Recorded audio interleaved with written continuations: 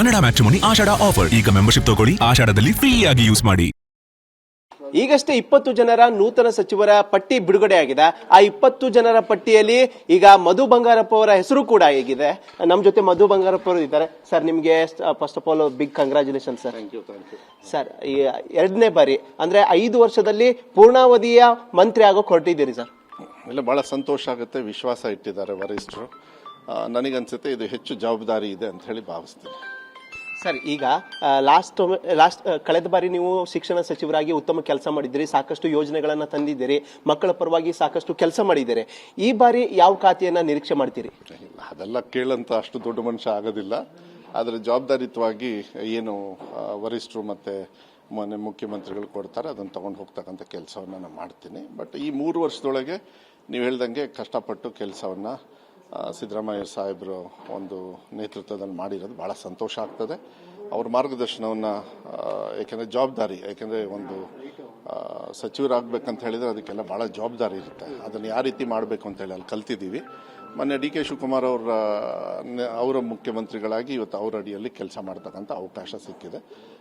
ರಾಜ್ಯ ಪಕ್ಷಕ್ಕೆ ಒಳ್ಳೇದಾಗಬೇಕು, ರಾಜ್ಯಕ್ಕೆ ಬಹಳ ವಿಶೇಷವಾಗಿ ಜನರು ನಮ್ಮ ಮೇಲೆ ನಂಬಿಕೆ ಇಟ್ಟಿರ್ತಾರೆ. ನನ್ನ ಕ್ಷೇತ್ರ ಅಲ್ಲದೆ, ಸೊರಬ ಕ್ಷೇತ್ರ ಅಲ್ಲದೆ ಅವ್ರಿಗೆ ಧನ್ಯವಾದಗಳು ಹೇಳಬೇಕು. ಆದರೆ ರಾಜ್ಯದ ಜನರು ಓಟ್ ಹಾಕಿರೋರು ಹಾಕದೇ ಇರೋರು ವಿಶ್ವಾಸವನ್ನು ತಗೊಂಡು ಮುಂದೆ ಹೋಗ್ತಕ್ಕಂಥ ಕೆಲಸ ಆಗಬೇಕು.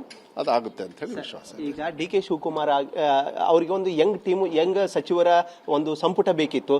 ನೀವು ಕೂಡ ಯೂತ್ ಆಗಿದ್ದೀರಿ ಮತ್ತು ಅವ್ರಿಗೆ ಸಾಕಷ್ಟು ರೀತಿಯಲ್ಲಿ ಸಹಾಯ ಮಾಡೋದಕ್ಕೆ ಯಂಗ್ ಟೀಮ್ ಬೇಕಿತ್ತು. ನೀವು ನಿಮ್ಮನ್ನ 2ನೇ ಬಾರಿಗೆ ಆಯ್ಕೆ ಮಾಡಿದ್ದು ಯಾವ ಆಧಾರದ ಮೇಲೆ? ಇಲ್ಲಕ್ಕೆ ಯಂಗ್ ಟೀಮ್ ಬೇಕಾ ಅಥವಾ ಉತ್ತಮವಾಗಿ ಕೆಲಸ ಮಾಡಿದ್ದಾರೆ?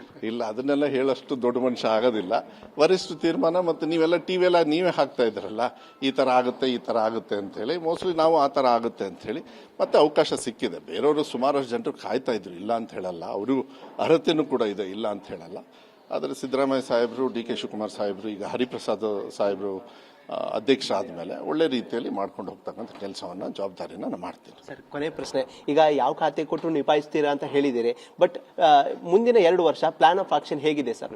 ಅಲ್ಲ, ನೀವಿನ್ನು ಈಗ ತಾನೇ ಇನ್ನೂ ಸ್ವೇರಿಂಗ್ ಇನ್ನೂ ಆಗಿಲ್ಲ, ಅದು ಗೊತ್ತಾಗಲ್ಲ. ಅದು ಎಲ್ಲ ಇರ್ತಾರೆ, ವರಿಷ್ಠರು ಇರ್ತಾರೆ, ಡಿ ಕೆ ಶಿವಕುಮಾರ್ ಸಾಹೇಬರು ಹೇಳ್ತಾರೆ ಯಾವ ರೀತಿ ಮಾಡ್ಬೇಕಂತ, ಆ ರೀತಿಯಲ್ಲಿ ಮಾಡ್ಕೊಂಡು ಹೋಗ್ತಕ್ಕಂಥ ಕೆಲಸವನ್ನು ಮಾಡ್ತೀನಿ. Thank you sir. Thank you. ಇದಿಷ್ಟು ನೂತನ ಸಚಿವರಾದಂತಹ ಮಧು ಬಂಗಾರಪ್ಪ ಆಡಿದ್ ಮತ್ತು ಕ್ಯಾಮರಾ ಪರ್ಸನ್ ಪ್ರೇಮ್ ಜೊತೆ ಈರಣ್ಣ ಬಸವ, TV9 ಬೆಂಗಳೂರು.